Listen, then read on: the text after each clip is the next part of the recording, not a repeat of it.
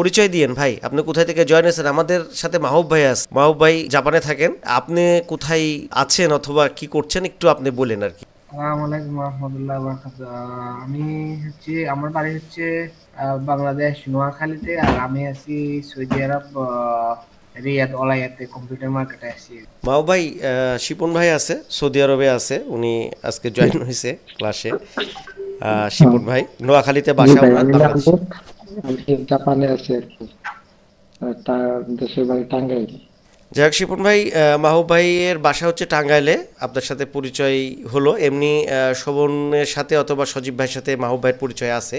Saudi আরব থেকে যুক্ত হয়েছে শিপন ভাই। হ্যাঁ, আছি তোমাদের আশীর্বাদে ভালো, কোনো রকম চলে যাচ্ছে। ভিডিওগুলো আমি দেখছিলাম, ঠিক আছে, যে হুম। কটা ভিডিও দিয়েছো বায়োসের রিলেটেড, আমার একটাই জায়গায় প্রবলেম হচ্ছে ওই এমি রিজনটা কিভাবে ওই যে মানে হেক্সে থেকে না যেটা এমিটা আলাদা করছো, ওই এমি রিজন আর বায়োস রিজন যেটা। হ্যালো, আমার কথা শুনতে পাচ্ছ? আমি ভিডিও দেখে আমি মোটামুটি কনসেপ্ট বুঝতে পেরে গেছি, আমি পারবো, কনফিডেন্স আছে। আমার প্রবলেম হচ্ছে এটাই যে টিএমআইটা ট্রান্সফার করার পুরোপুরি প্রবলেম।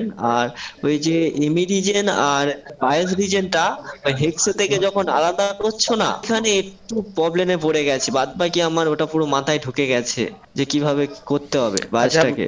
মেন যে ইএক্সি ফাইল, সেই ইএক্সি ফাইলটাকে থেকে যেটা একটা ফাইল আলাদা করা হচ্ছে সেটা করতে পারছো। হুম। তারপরে ওই হুম। ফাইলটা থেকে এমই আর বায়োসটাকে আলাদা করতে পারতেছো নাই তো? যেটা ইএক্সির ভিতর থেকে যে ফাইলটা আসে সেই ফাইলটা থেকে এবার এমই আর হচ্ছে বায়োসটাকে জাস্ট আলাদা করা। হ্যাঁ হ্যাঁ, ওখানেই আমি আটকে যাচ্ছি, এবার কোথা থেকে ওটা মানে ভিডিও দেখে বুঝতে পারছি এবার, কিন্তু একটু প্রবলেম হচ্ছে, এই হচ্ছে ব্যাপার। আর সজীব ভাই কি অবস্থা? জি স্যার, আলহামদুলিল্লাহ ভালো আছি। আপনি কেমন আছেন? আমি বাক্স টিভি ঠিক করে দিচ্ছি স্যার, একটা লোক ছাড়ে না, বাক্স টিভি ঠিক করি। আইসিটা হিট হচ্ছে, সাথে এই দুইটা কম্পোনেন্টসও হিট হচ্ছে। তাহলে আমরা সেক্ষেত্রে কি করতে পারি, মানে বিষয়টা ট্রাবল শুটিংয়ের মতন। 24,780 যদি থাকে, এন চ্যানেলের যদি মসপেড হয়, তাহলে কিভাবে ভোল্টেজটাকে 19 ভোল্টেজটা ফার্স্ট মসপেড সেকেন্ড মসপেড ক্রস করে পাস করবে। কিন্তু যখন প্রবলেম আসবে তখন কিন্তু ওই জিনিসটা আমরা করব, মাথায় রাখবো। এরকম ওভার হিটিং হলে তখন সেক্ষেত্রে কি করব? তো সেক্ষেত্রে আমাদেরকে বুঝতে হবে অবশ্যই যে আমাদের কোনোভাবে এইটা হয়তো বা শর্ট হয়েছে, মানে শর্টিং আছে। তো যেই কম্পোনেন্টস হিট হয়েছে সেগুলো তো অবশ্যই আগে রিমুভ করে নিতে হবে। দুইটা ডায়োডকে একসাথে রাখা আছে। এখন চার্জিং আইসি শর্ট নাকি এই ডায়োড শর্ট, তো এখানে মাপ দিতে গেলে দেখা গেলো ডায়োডও শর্ট দেখাচ্ছে, আবার চার্জিং আইসিটাও হিট হচ্ছে। তো সেক্ষেত্রে এটাকে রিমুভ করে তারপরে আমাদেরকে চেক করতে হবে যে আসলে কম্পোনেন্টসটা কোনটা প্রবলেম আছে। আমাদের যদি চার্জিং এসির ক্ষেত্রে সমস্যা হয়, আমাদেরকে কিছু কিছু জিনিস চেক করতে হবে, যেমন ডিসি জ্যাক, ডায়োড সেক, ভিসিসি ইন বা রিজন বা এসি ডিসেক, এটি এসি ড্রাইভ, এই জিনিসগুলো চেক করবো। চেক করার পরে যদি আমরা ঠিকঠাক পাই, হুম। তাহলে বুঝতে পারলে চার্জিং এসি ঠিক আছে বা অন্য কোথাও সমস্যা, এই ভোল্টেজ গুলো দেখবো।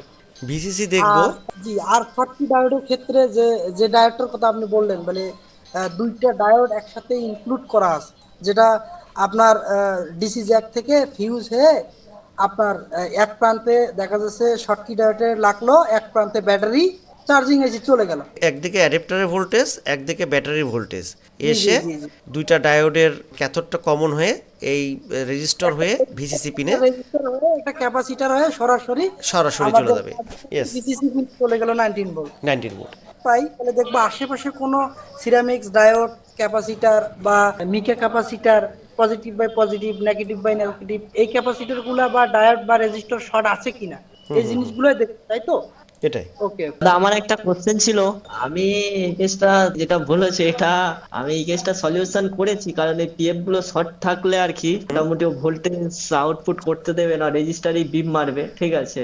যখন বাজার আর একটা প্রবলেম যেটা আমার মনে হয় আমি করেছি, ওই 10K রেজিস্টারটা যেটা আছে না, ওই রেজিস্টারটা কি আমি দেখেছি ওই রেজিস্টারটা একবার মাঝখান থেকে ফেটে গেছিল, ওর জন্য ব্যাটারি চার্জ হচ্ছিল না, এটা কি? না, ওই রেজিস্টারও প্রবলেম হয়, রেজিস্টার তো প্রবলেম হয়ে যায় এই সব ক্ষেত্রে। ছোট বড় কম্পোনেন্টস না, সবগুলো কম্পোনেন্টসকে যেটা যেটা মাপ দেওয়ার দরকার সবগুলোকে মাপ দিতে হবে। তুমি যে প্রবলেমটা বললে আজকে, ওটা আমি হিট হতে দেখিনি, শর্ট হয়ে গেছিল এটাই দেখেছি, যে ওই লাইনটাই পুরো শর্ট করে দিচ্ছে, যে এসি যেখানে ভিসিসি ওই লাইনটাই পুরো গ্রাউন্ড করে দিচ্ছে, ঠিক আছে, পিএফটা ভিসিসি লাইন। শর্টের জন্য। Yes yes. হ্যাঁ ওটা ওটা তোমার ওটাতে হয়তো হিট হয়নি, কিন্তু এই ভাইয়ের বোর্ডটাতে হিট হচ্ছিল, ওই ডায়োড, রেজিস্টর এবং আইসি তিনোটাই হিট হচ্ছিল। প্রবলেমটা নতুন। 2 দিন আগে আমি একটা বোর্ড পাইছি, এলিট বুক 830 G6। 830G6, আচ্ছা। ওটা মাদারবোর্ডের এক পাশে ফাঙ্কাস করে ওখানে একবারই হয়ে গেছে, অ্যাডাপ্টার লাগাইলে সাউন্ড করে। জি স্যার, আমরা তো সাধারণত জানি আপনার HP EliteBook 840, G2, G3, G4, G5, G6 মানে এনি ওয়ান। এই জায়গাটা আমরা একটু বড় করে দিই। 031 হ্যাঁ। 031 এটা এটা চ্যানেল। এটা আমাদের কি চ্যানেলের মসফেট হচ্ছে মাহবুব ভাই? না, এটা হচ্ছে আমাদের পি চ্যানেল মসফেট আছে। স্যার, হ্যাঁ ও স্যার, মানে হ্যাঁ। P channel MOSFET, N channel MOSFET, এটা যাই থাক না কেন একটু বোঝার উপায়, এই যে আপনার মসফেটের গেটে যে এই যে আপনার এই যে ঘরের মতন আছে, এটা যদি নিচ পাকে থাকে আমরা বুঝবো এটা এন চ্যানেল, আর যদি উপর পাকে থাকে তাহলে বুঝবো পি চ্যানেল। আপনি জাস্ট বোঝাতে চাচ্ছেন এই অ্যারোটা উপর দিকে থাকলে পি চ্যানেল, নিচের দিকে থাকলে এন চ্যানেল। এছাড়াও আমরা এই ডিনোটিং লেটার, মানে এটার যে নাম্বার কোডিং, এটা করতে পারি। হ্যাঁ, এটা থেকে আমরা একটা ধারণা পেতে পারি। তো আসলে এটা আপনি যেটা বললেন সেটা একটু সহজ হয়, যে অ্যারোটা দেখে একটা অন্ততকে সোর্স টু ড্রেন ডায়োড অথবা ড্রেন টু সোর্স এটা মনে রাখাটা একটু কঠিন। তো অ্যারোটা আমরা রাখতে পারি মনে, অ্যারোটা উপর দিক থাকলে পি চ্যানেল, নিচের দিকে থাকলে এন চ্যানেল, যদি গেটের দিকে থাকে। আর একটা হলো বিজোড় সংখ্যা যদি হয় 7403, তাহলে সেক্ষেত্রে ওটা লাস্টের দুটো ডিজিট বিজোড় হলে সেক্ষেত্রে আমরা ধরে নেব এটা হলো পি চ্যানেল। পি চ্যানেল যদি হয় তাহলে অলওয়েজ আমরা দেখছি যে এগুলোতে সাধারণত ভোল্টেজ ডিভাইডার ব্যবহার করে ভোল্টেজটাকে পাস করে। কাজ করবে না, যখন ভোল্টেজ ডিভাইডার করব সেই ক্ষেত্রে আর গ্রাউন্ড হয়ে যাবে, তখন আর ভোল্টেজ ডিভাইডার কাজ করবে না, হ্যাঁ হ্যাঁ, গেট বাইসিং হবে না। বলছি এই যে যে রেজিস্টারটার এখানে এই যে কি কাজ, এই যে রেজিস্টারটা আছে না, ডিএ অফ, আর এই যে এটা দ্বিতীয় মসফেটের কাছে আসে এখানে কিন্তু সমস্যাটা হয়। এখানে যে আসবে এই যে ডিসি ব্যাট আউট হবে এই মসফেটে, এই মসফেটটাতেই হলো মেন লজিকটা কাজ করে। ওইটা তো 19 ভোল্ট, ফার্স্ট মসফেটের কাছে 19 ভোল্ট আসার পরে ভোল্টেজ ডিভাইডার হয়ে আসবেই, চলে আসে। এসি ওকে যাবে, এসি ওকে গেলে একটা আপনার ওই যে গ্রাউন্ড হয়ে যাবে। ইয়েস ইয়েস, গ্রাউন্ড হয়ে যাবে। আমি ছয় হ্যাঁ হ্যাঁ, আমি একটু এখান থেকে বুঝাই দিই। এই চার্জিং আইসিটা হচ্ছে আইএসএল, ইন্টারসেলের চার্জিং আইসি, আইএসএল। হ্যাঁ, এই চার্জিং আইসিটা এসি ওকে জেনারেট হবে। তো এইটার আগে চার্জিং আইসির কয়েকটা রিকোয়ারমেন্টস দরকার আছে আইএসএলের। একটা হলো এটার কি লাগবে, ডিসি ইন লাগবে, ডিসি ইন, এই যে ডিসি ইন। তো আমরা বিকিউ সিরিজের তো দেখি যে ভিসিসি, তো এর হলো ডিসিএন, ওই একই জিনিস 19 ভোল্ট আসবে। এখানে একটা রেজিস্টর আছে 2.2 রেজিস্টর, এই রেজিস্টরটা দিয়ে এই যে ডায়োড, ওই একই ব্যাপার চার্জিং আইসি বিকিউ সিরিজের যেমন আছে কমন ক্যাথোড, যে এই যে ডায়োডটা, এরকম ডায়োডটা দিয়ে এই যে এডি প্লাস।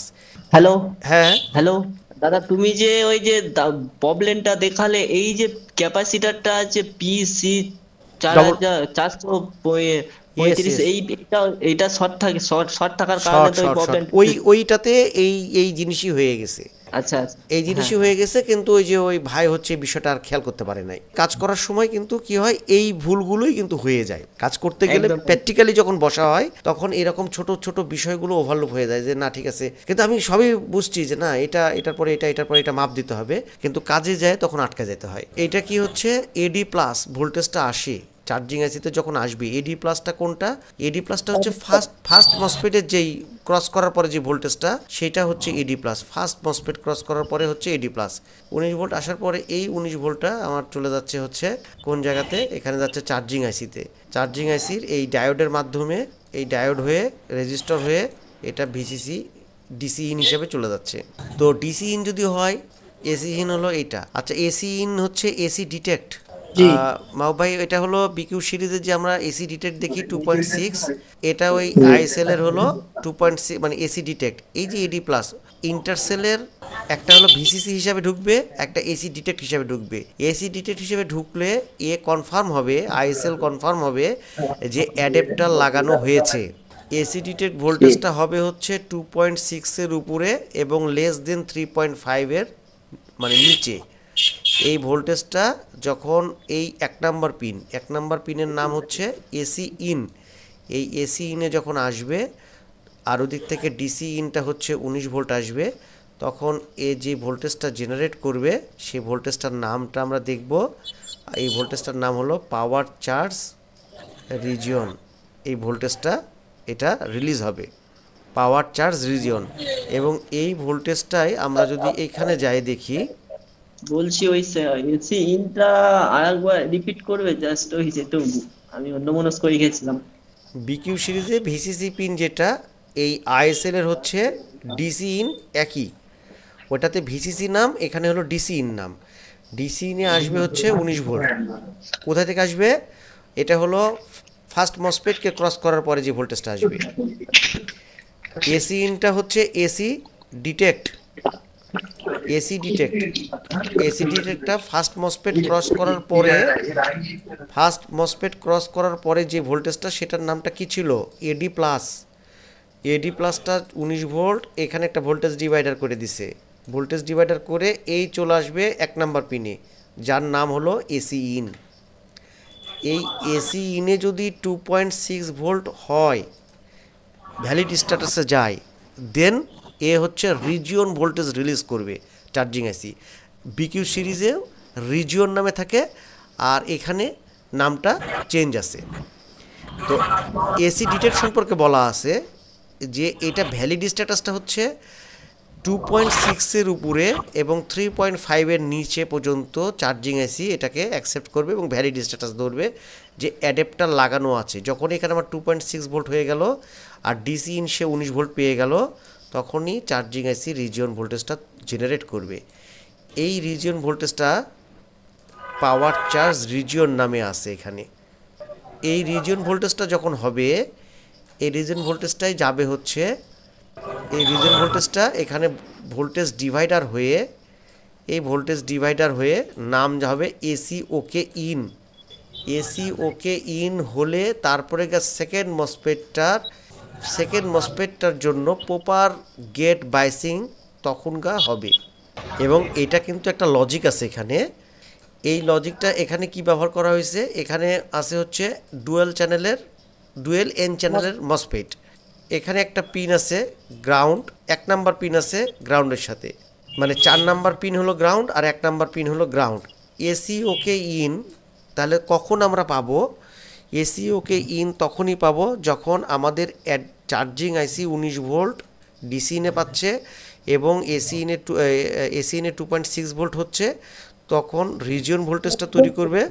রিজিয়ন ভোল্টেজটা ভোল্টেজ ডিভাইডার হয়ে এখানে আসবে, পরে গেট করবে, তারপরে এখানে গেট করবে। গেট করলে এটা অন কন্ডিশনে চলে যাবে, অন কন্ডিশনে গেলে এটা গ্রাউন্ড হয়ে যাবে। গ্রাউন্ড হয়ে গেলে এটা হলো 2 নাম্বার রেজিস্টর। এই 2 নাম্বার রেজিস্টরটা কি হবে? ভোল্টেজ ডিভাইডার সার্কিটটা তখন অ্যাক্টিভ হবে। উপরেরটা হলো R1, নিচেরটা হলো R2। এটা গ্রাউন্ড হবে, গ্রাউন্ড হলে প্রপারলি তখন এটার বাইসিং হবে। এখন এটাতে কত ভোল্টেজ হবে, তাই না? এটা দেখার বিষয়। তো এটা ভোল্টেজ ডিভাইডার দিয়ে আমরা করতে পারি হিসাবটা। এটা যদি না থাকে, এসি ওকে ইন যদি না আসে, ব্যাটারিতে যখন ল্যাপটপটা চলবে তখন এই ব্যাটারি ভোল্টেজটা এই পাশ থেকে এই রেজিস্টার হয়ে এই সেকেন্ড মসফেট পর্যন্ত আসবে। সেকেন্ড মসফেটের পরে এসে আটকা যাবে এডি প্লাসের দিকে, মানে এদিকে আসতে পারবে না। কেন পারবে না? আরবি ফেট হিসাবে আছে, রিভার্স ব্লক করবে। তাহলে এই যে আমরা যদি ডায়োড পজিশনটাকে দেখি এখান থেকে, তাহলে এই ভোল্টেজটা, ব্যাটারি ভোল্টেজটা এখানে আসে, এভাবে এসে যেভাবে আটকা যাবে। এই ব্যাটারি ভোল্টেজটা আরও আটকানোর কারণ হবে, এই কারণে ব্যাটারি ভোল্টেজটা আমি ধরে নিলাম 11 ভোল্টেজ। এই রেজিস্টারটা ক্রস করে এখানে এসে এই গেটে এসে দাঁড়ালে এটা কাট আপ মোডে চলে যাবে। যেহেতু পি চ্যানেল গেট যেহেতু হাই হয়ে গেছে, এই জন্য এটা কাট আপ মোডে থাকবে। এই সোর্সের ভোল্টেজ ড্রেনের দিকে আর আসতে পারবে না। তখন ওই ভোল্টেজ ডিভাইডারটা ভ্যালিড হয়ে যাবে। ভ্যালিড হয়ে গেলে এখানে ভোল্টেজ ডিভাইডারের মাধ্যমে দেখা গেল এখানে কম ভোল্টেজ জেনারেট হলো। এই ভোল্টেজটা তখন প্রপারলি একদম টার্ন অন অবস্থাতে, পি চ্যানেলের মসফেটটা টার্ন অন অবস্থাতে 19 ভোল্টের দিকে পাস করতে থাকবে। এন চ্যানেলের ক্ষেত্রে হবে হচ্ছে কি হবে? আমাদের ভিসিসি হবে, এসি ডিটেক্ট ঠিকই থাকবে। সিএমআরসি পিন যেই মাদারবোর্ডটা দেখাচ্ছিলাম 24780, এই যে 24780 এসি ড্রাইভ 4 নাম্বার পিনে হাই ভোল্টেজ হবে। কত ভোল্টেজ হয় আমি বলবো স্যার? হ্যাঁ বলেন। এটা হচ্ছে এন চ্যানেল মসফেট। হ্যাঁ, এই যে অ্যারোটা নিচে আছে, আর হচ্ছে আমাদের জোর সংখ্যা আছে, জোর সংখ্যা এবং বিজোড় সংখ্যা দেখছি। জোর সংখ্যা আর বিজোড় সংখ্যা দেখেন, ঠিক আছে। সিএমআরসিতে কত ভোল্টেজ হবে? এই ভোল্টেজটা একবার পাস করবে 19 ভোল্ট। পাস করার পরে কোনো কারণে যদি আউটপুটে শর্ট থাকে, তাহলে কিন্তু এসি ড্রাইভ চার্জিং আইসি বন্ধ করে দেয়। শর্ট কি ডায়োডের মাধ্যমে স্যার? বন্ধ করে দেয় এই কারণে আমরা অনেক মাদারবোর্ডে দেখি এসি ড্রাইভ কনসেপ্ট মানে এখানে 19 ভোল্ট পাস করতেছে না, সিএলআর এ আসতেছে না। পরবর্তীতে মাদারবোর্ডটা যদি চেক করতে যাওয়া যায় মাদারবোর্ডের কোনো ক্যাপাসিটার কোনো জায়গায় শর্ট হয়ে আছে, তাহলে শর্ট হয়ে আছে চার্জিং আইসি কি করছে তার এসি ড্রাইভ কনসেপ্টটা অফ করে দিছে। অফ করে দেওয়ার কারণে মানে পুরো মাদারবোর্ডটা সেফ, কোনো কিছুই প্রবলেম হচ্ছে না। জাস্ট চেক করে সেই শর্টিংটা ক্লিয়ার করে দিলে তারপরে যখন অ্যাডাপ্টার দেওয়া যাবে তখন দেখা গেল এসি ড্রাইভটা জেনারেট হয়ে যাচ্ছে। যদি কোনো কারণবশত, এবং এটাও দেখা যায় যে মসপেট যদি কি হয় ইন্টারনাল মসপেটের যদি শর্টিং থাকে, ইন্টারনাল শর্টিং অথবা আউটপুটের শর্টিং মানে সিএলআর এর পরে শর্টিং যদি থাকে তাহলে এসি ড্রাইভ চার্জিং আইসি বন্ধ করে দেয়। 19 ভোল্ট পাস করায়, অ্যাডাপ্টার দেওয়ার পর 19 ভোল্ট পাস করায়, যদি কোনো কারণে আউটপুটে কোনো শর্ট না থাকে তাহলে সে এসি ড্রাইভটাকে ভ্যালিড স্ট্যাটাসে রাখে, হাই করে রাখে আর কি, তখন ওটাকে ভ্যালিডে রাখে। যখনই ও দেখে যে আউটপুটে কোনো শর্ট আছে, কোনো প্রবলেম হচ্ছে, 19 ভোল্ট কোনো জায়গার সাথে গ্রাউন্ডের সাথে টাচ করে যাচ্ছে, তখনই সে এই এসি ড্রাইভটা অফ করে দিবে, এসি ড্রাইভটা বন্ধ করে দিবে। সে পুরা সার্কিটটাকে সেভ করার জন্য এসিটা বন্ধ করে দিবে, যার কারণে কি হয় যে ল্যাপটপের হ্যাঁ সম্ভবত প্রথম মসফেট সেকেন্ড মসফেটে মানে ভোল্টেজ আউটপুট হবে না, মানে সিএলআর পর্যন্ত ভোল্টেজ যাবেই না, সিএলআর পর্যন্ত ভোল্টেজ যাবে না। কিন্তু যে বোর্ডটাতে শর্ট থাকে সেগুলোতে প্রপ দিয়ে দেখা যায় অ্যাডাপ্টার দেওয়া মাত্রই ভোল্টেজ এই দেখা যায়। একবার হলো দেখা যাবে, দিয়ে আবার নাই হয়ে গেছে। এটার যেমন এই যে ভিসিসি পিন, লাস্ট পিনটা হয় ভিসিসি পিন, এই যে বি প্লাস, বি প্লাস নিবে এবং এসি ডিটেক্ট নিবে, এসি ডিটেক্টর নিবে। এসি ডিটেক্টর দেখা গেল ভিন ভোল্টেজটা যে ডিভাইডার হয়ে 2.6 এরকম ভোল্টেজ হলো। আমার যদি প্রথম মসফেটটা যদি হয় পি চ্যানেল হয় এবং সেকেন্ড মসফেটটা যদি এন চ্যানেল হয়, সেক্ষেত্রে এখানে কি লজিক কোনটা? এন চ্যানেলটা ড্রাইভ করতে গেলে আপনার এসি ড্রাইভ লাগবেই, ওকে হাই করা লাগবে। পি চ্যানেলটা আপনি দেখবেন যে ভোল্টেজ ডিভাইডার দিয়ে করে দিছে, সিএলআর পর্যন্ত 19 ভোল্ট আসছে কিনা, 19 ভোল্ট না আসলে মিটারটা ডায়োড মোডে রাখে। সিএলআরে আপনি কি দেখলেন, সিএলআরে আপনি দেখবেন হচ্ছে যে মানে ইম্পিডেন্সটা আসছে কিনা, আউটপুটে শর্ট আছে কিনা, সেটা আপনি পেয়ে গেলেন যে আউটপুটে শর্ট আছে কিনা। এই মসফেট খারাপ হয় এবং এই যে এই দুটা ক্যাপাসিটরও খারাপ হয় বেশি। আবার এই মসফেট খারাপ হলে আবার সিএলআর এর শর্ট দেখায়, হ্যাঁ সিএলআর এর শর্ট দেখায়। আর আপনার ব্যাটারি সেকশন সিএলআর বায়োস্টেট হয়, আয়ু খুব কম নষ্ট হয় কন্ট্রোলার। যেহেতু সে মাথার উপর দিয়ে যাচ্ছে আমি বুঝতে পারছি, যখন সে প্র্যাকটিক্যালি কাজ করবে তার কাছে অনেক ইজি হয়ে দাঁড়াবে এই বোর্ডগুলা, অনেক ইজি হয়ে তবে দাঁড়াবে। এক একটা জোনে সজীব ভাই, এক একটা জোনে কিন্তু এক এক রকম বোর্ড বেশি, এই বোর্ডগুলো আমরা বেশি পাই। মাহবুব ভাইদের ওখানে যে এই ল্যাপটপগুলো হয়তো চলে আলাদা টাইপসের বোর্ড, তাই না মাহবুব ভাই? এরকম না?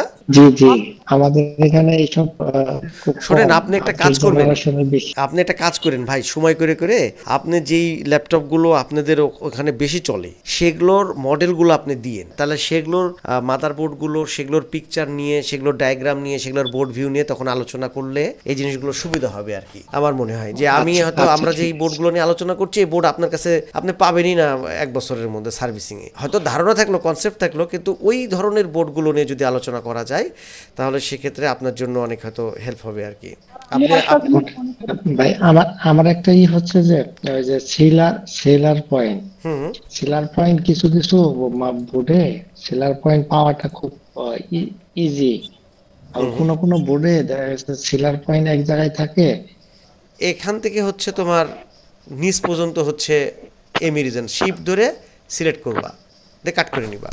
যেটুকানি এখন যা দেখলাম বর্তমান বাজারে যে এলিটবুকের যে ল্যাপটপ গুলো আসছে ওইগুলো বেশিরভাগ প্রবলেম হচ্ছে বায়োসেরই প্রবলেম, ঠিক আছে? তাই বায়োসটা এখন ইম্পর্টেন্ট। হ্যাঁ হ্যাঁ হ্যাঁ, মানে 11 জেনারেশনের যে বোর্ড গুলো বায়োস যদি তোমার কাছে ঠিক থাকে তুমি বলে বোর্ড রিপেয়ার করে দেবে, নাহলে তুমি বোর্ড রিপেয়ারই করতে পারবে না। আর এফআইটিসি টুলটা আমরা তো নেট থেকে ডাউনলোড, মানে ওই যে এমি অ্যাজাইল এর থাকে আর কি, দেখে নিতে হবে কি ভার্সন, মানে ওটা একটু। হ্যাঁ হ্যাঁ, এখানে একটা ব্যাপার হলো যে এখানে এই ভার্সনটা, ফ্ল্যাশ ইমেজ টুলসের ভার্সনটা কিন্তু খুব জরুরি। আবার অনেক সময় কি হবে না যে ফাইলের কারণে কিন্তু ডিকম্প্রেস হতে পারবে না 850 G6-এর। এখন এই বায়োসটা যখন আমি এফআইটি টুলস দিয়ে আমি করব, আনজিপ করব, খুলবো, ডিকম্প্রেস করব, এই যে আমি ডিকম্প্রেস করতেছি, এই যে এরর, ঠিক আছে? বায়োসটা এখন আমি এই বায়োসটা কিভাবে এটাকে আমি ক্লিন করব, এই বায়োসটা করাপ্ট হয়ে গেছে, আমি বুঝছি বায়োসটা করাপ্ট হয়ে গেছে, এখন আমাকে অবশ্যই এর মিটা চেঞ্জ করতে হবে, বায়োসটাকে চেঞ্জ করতে হবে, তাহলে আমার কাজটা হয়ে যাবে। কিন্তু আমি বায়োসটাকে কোনোভাবেই কি করাতে পারতেছি না, বায়োসটাকে আমি রিপেয়ার করতে পারতেছি না, এফআইটি টুলস দিয়ে আমার হচ্ছে না। তখন আমি একটা রেফারেন্স এটা বায়োস নেব। বেসিক্যালি এফআইসিটি টুলস এর মনে হচ্ছে ভার্সনটা ম্যাচ করছে না, তাই এবার দেখো যে আমি আরেকটা যখন বায়োস নেব, এটা একটা বায়োস, হ্যাঁ, এটাও কিন্তু তুমি যে জিনিসটা বললো যে এফআইটি টুলসের ভার্সন না মিললে এরর আসতে পারে, আমি তো সেটা বলতেছি, কিন্তু অন্য আমি বায়োস দিয়ে দেখাচ্ছি। এটা একটা দেখো 32 মেগাবাইট বায়োস, আমি সার্চ দিচ্ছি এলিট বুক, এটা মডেল হলো 840G6, আমাদেরটা কত 850G6। আমি আর একটা বায়োস নিছি, এই বায়োসটা কত সার্চ দিলাম 850G6, এটা হলো 850G6, তার মানে এই বায়োসটা আমার হবে, ঠিক আছে। এখন এই বায়োসটা দেখো আমি ডিকম্প্রেস করতেছি, দেখো ডিকম্প্রেস হয় কিনা, এই দিলাম, এই দেখো ডিকম্প্রেস হয়ে গেছে, ঠিক আছে, দেখো আউটওয়ে ডিকম্প্রেস হয়ে গেল। তাহলে সেক্ষেত্রে এই ধরনের প্রবলেমে পড়লে, এই যে ডিকম্প্রেস খুলে গেছে বায়োস, এই ধরনের প্রবলেমে পড়লে আমরা রেফারেন্স বায়োস দিয়ে কাজ করব, কিন্তু বিষয়টা হলো ওই যে সিরিয়াল নাম্বার যেটা আমরা নিব, এই সিরিয়াল নাম্বার দিয়ে যে বায়োসটা আমরা ডাউনলোড করব, সেই ডাউনলোড করা ফাইল থেকে যে এমই রিজন বায়োস রিজনটা বানাবো সেইটা আমরা এখানে দেব, তাহলে আমাদের আর কোনো ঝামেলা করবে না, এখানে দিয়ে দেবো।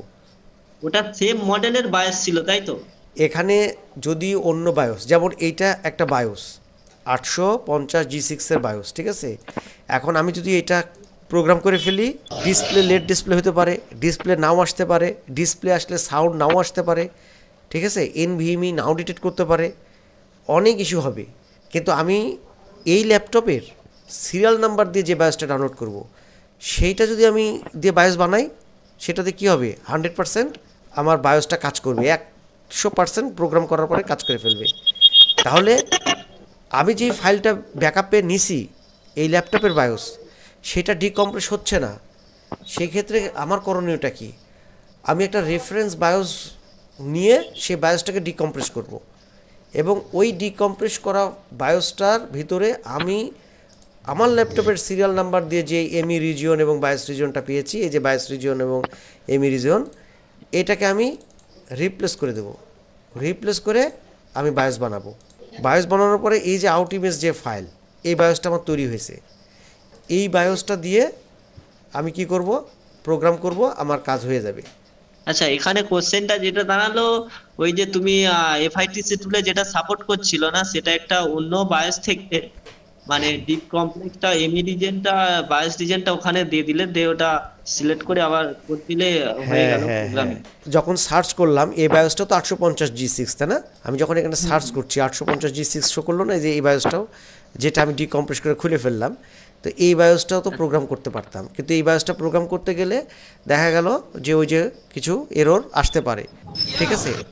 আর আমি সিরিয়াল নাম্বার দিয়ে যখন করব, তখন কোনো রকম ইনপয়েন্ট সিকিউরিটি এই সেই হ্যান ত্যান কোনো রকম ঝামেলা কিছুই হবে না, খালি অন করার পরে সেট সিকিউরিটি ডিফল্ট করে বাড়া গেলে ওই বায়োস দিয়ে কোনো এরর ছাড়া এক চান্সে উইন্ডোজে ঢুকে যাবে। তাহলে রেফারেন্স বায়োস দিয়ে আমরা ডিকম্প্রেস করে নেব, তবে অবশ্যই আবার এই আমার সিরিয়াল নাম্বার দিয়ে নামানো যেই ফাইল আছে বায়োস রিজন এবং মি রিজন, সেটা অবশ্যই এই ডিকম্প্রেসে দিয়ে আমি বায়োস বানিয়ে ফেলবো, তাহলেই হয়ে যাবে আমার কাজ শেষ। তোদেরকে আমি তো হাফ শিখেই গেছি, ঠিক আছে, এবার একটু সামান্য কিছু প্রবলেম ছিল, তাই মোটামুটি নলেজ থাকলে ও আমার আইডিটা কত, এখানে কত আইডি দেখাচ্ছে, এটা খুবই জরুরি, এই আইডিটা বায়োস আইডিটা খুবই জরুরি। আমি অপারেটিং সিস্টেম সিলেকশন করলাম, যে কোনো একটা সাবমিট করলাম, বায়োস আইডি যদি ভুল হয়ে যায় তাহলে তোমার ওই ডিসপ্লে নিয়ে চিন্তা ভাবনা করে লাভ নেই। এসপি এলিট বুক মডেল আসলো, এবার আমি বায়োসে যাই দেখবো যে বায়োস আইডিটা আমার কয়টা শো করতেছে, আমার 870 এটা শো করতেছে, তার মানে একটাই আইডি, এই সিরিয়ালে বায়োস আইডি একটাই আছে। আমি যাই আমার ইয়াতে আমার ফাইলে যাই, আমি ফাইলে গিয়ে আমার আইডিটা আমি সার্চ করে দেখি যে ঠিক আছে আমার এই আইডি কিনা, ওকে দিলাম, দেখো 870, আর ভার্সনটা আমার যেটা কোম্পানি থেকে ডিফল্ট দিয়েছিল সেটা হলো 1.03। দেখতে হয় তো যে আর 70 ভার্সনটা তো এটা হলো বায়োস আইডি, এটা জরুরি। বায়োস আইডিটা হ্যাঁ, ভার্সন তুমি আপডেট দাও, কোনো সমস্যা নাই। এখানে যদি কোনো কারণে 2টা থাকে, 4টা থাকে, 3টা থাকে, তাহলে আমার আইডিটা কি সেটা আমাকে সার্চ দিয়ে দিয়ে একটা একটা করে দেখতে হবে আমার আইডিটা। তখন দাদা কি করণীয় থাকবে আমার, ওটাই তো চিন্তার বিষয় না, 3টে 4টে যখন থাকবে। হ্যাঁ, আর এখানে যেহেতু এটাই দেওয়া আছে সেহেতু এটা না, আর আমি যদি মনে করি যে না আমার ব্যাকআপের যে ভার্সন সেটা দিয়ে আমি বিল্ড করব 1.03, এই যেখান থেকে ভার্সন প্রিভিয়াস করে নিয়ে ভার্সন 1.03 তুমি করে নাও, 1.03 যেখানে আছে এভাবে করে নিতে হবে যে 1.03 870 চেঞ্জ হয়ে গেলে 870টা চেঞ্জ হয়ে গেলে তোমার সমস্যা হবে বায়োসের। আপডেট ফাইল আপডেট ভার্সনটা নিলে কোনো সমস্যা নাই, আইডি মিলাতে হবে। হ্যাঁ বলো। বলছি দাদা, আর একটা ভিডিওতে দেখা যাচ্ছিল 78 আর 70 আছে, ওটাই একটু কনফিউজ, ওটা কিভাবে ডাউনলোড করব, তখন আমার করণীয় কি থাকবে, ওটাই তো না বোঝার না, বিষয় না। যদি দুইটা আইডি শো করে আমাকে তো ওই ইএক্সিটা তো তুমি ডাউনলোড করে নিবা, ইএক্সি তো একটাই আসবে। হুম। ইএক্সিটা যখন আচ্ছা। খুলবা, ইএক্সিটা যখন খোলা হবে তখন ওই ইএক্সির ভিতরে তুমি হচ্ছে ওই দুইটাই আইডি পাবা। যখন ইএক্সিটা তুমি আনজিপ করবা দেখবা যে হয়তো R70ও আছে R78ও আছে, আচ্ছা। তখন সার্চ দিয়ে যেটা আমার 78 হলো 78টা নেব, 78টা থেকে আমি বায়োস এবং মিটা নিয়ে নেব, আর এই ফাইলটা ফেলে দেবো, ওই ফাইলে টাচ করারই দরকার হ্যাঁ নেই আমার। বুঝতে পেরেছি, তখন ওটা করবো আর দুটো আলাদা ভাবে ভাগ করতে। হ্যাঁ হ্যাঁ, তুমি এটা দেখিয়েছিলে ভিডিও। ঠিক আছে, তাহলে আমাদের ভুল হয়ে যেতে পারে কোথায়, যদি আমরা বায়োস আইডিটাকে ফলো না করি। এটা হলো সবচেয়ে ইম্পর্টেন্ট একটা জিনিস, বায়োস আইডিটাকে ফলো করা। এটাই এবার কি বলুন তো, একই সিরিয়াল নাম্বার হলে তো হয় না দাদা, এবার তার মধ্যে কি প্রসেসর আছে, তার সিরিয়াল নাম্বার, বায়োস আইডিটা দেখতে হবে, এটাই তো মেন। তাহলে ঠিক আছে। আর যদি কেনার পরে কখনো মাদারবোর্ড চেঞ্জ হয়ে যায়, ওয়ারেন্টি টাইমের ভিতরে ধরো চেঞ্জ হয়ে গেছে, অথবা ওয়ারেন্টির পরে সে নতুন একটা মাদারবোর্ড কিনছে, তাহলে আমি ল্যাপটপের ব্যাক সাইড দিয়ে যদি সিরিয়াল নাম্বার দিয়ে বায়োস ডাউনলোড করি তাহলে কি হতে পারে, ওই বোর্ডের সাথে তো মিলবেই না। এই জন্য ও তো ওরা হয় হ্যাঁ, প্রচুর হয়, তাহলে ও তাহলে আমি বায়োস যেই বানাবো, বানানোর পরে কিন্তু কাজ করবে না, তখন আমি চিন্তা করছি বায়োস বানাচ্ছি হচ্ছে না কেন, আমি তো ব্যাক সাইড দিয়ে করতেছি। আর ও তো মাদারবোর্ড চেঞ্জ করা হয়েছিল, কোম্পানি একবার চেঞ্জ করে দিয়েছিল 6 মাসের মাথাতে, প্রবলেম হয়েছিল মাদারবোর্ড চেঞ্জ করে দিয়েছে। যে মাদারবোর্ডটা দিয়েছিল সেই মাদারবোর্ডের সিরিয়ালটা হলো আলাদা, সে বায়োস আইডি আলাদা। তো তখন আমাকে বায়োসটা রিড করিয়ে এই সিরিয়ালটা নিয়ে এই সিরিয়াল দিয়ে আমি বায়োস ডাউনলোড করে বায়োস বানাবো, তাহলে সঠিক হবে। না ঠিক আছে মোটামুটি। এবার তোমার ভিডিওগুলো দেখলে, আমি যা দেখলাম, আমার ভিডিওগুলো দেখে তো 80% কমপ্লিট হয়ে গেছে। ঠিক আছে, হালকা নলেজ ছিল আমার, আচ্ছা, তো দেখে আমি মোটামুটি বুঝতে পেরে গেছি। ঠিক আছে, এবার তুমি যে আরে ডিটেলস এ খুলে বলেছো, আর কোনো মানে আমার কনসেপ্টে নেই, হয়তো এবার ভিডিওগুলো আবার রিভাইজ করবো। আমি একটা ভিডিও সারা দিনে 5বার দেখেছি, আচ্ছা, আচ্ছা, আচ্ছা, দেখে ঠিক আছে। দেখে পুরো কনসেপ্টটা ক্লিয়ার করে ফেলেছি। মানে তুমি যে আরে বুঝিয়েছো যেমন ভাবে, মানে একটু সামান্য যদি 10% নলেজ থাকে, সে বুঝতে পেরে যাবে। ঠিক দেখো, আছে। আরো আরো আচ্ছা, জিনিস আছে, এই জিনিসগুলো হচ্ছে আমি এর পরে দেখাবো। যে এই যে এমি রিজনের মধ্যে তোমার যে পার্টিশন থাকে, হ্যাঁ কিছু পার্টিশন থাকে, যেমন তোমার পার্টিশনগুলোর নাম বলি IVBP, MFS, এই পার্টিশনগুলো থাকে। তারপরে তোমার FLOG, ELOG, এই পার্টিশনগুলো রিসেট করে দিলে অনেক সময় ডিকম্প্রেস এরর যেটা আসতেছে না, এটা তো আমি রেফারেন্স বায়োস দিয়ে একটা করলাম, ধরো একটা রেফারেন্স বায়োস নিয়ে আমি এটা ডিকম্প্রেস করে ফেলছি, কিন্তু দেখা গেল এমন বায়োস যে রেফারেন্স বায়োসও আমি পাচ্ছি না, রেফারেন্স বায়োসও নাই।